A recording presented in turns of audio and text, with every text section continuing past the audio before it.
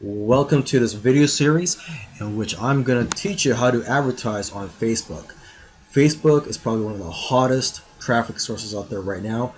There's 1.49 billion users. You can start for as little as $5 per day, and the targeting is really good on Facebook because they have invested billions of dollars in their technology to basically get to know the consumer, and they've got all kinds of data on their users. Okay, so in this video series, I'm going to cover topics such as how to avoid getting suspended. A lot of marketers do get their accounts suspended on Facebook. I'm also going to teach you how to research your market on Facebook, and I'm also going to show you how to create a Facebook ad using a free tool. And I'm also going to let you watch over my shoulder as I set up an ad campaign on Facebook.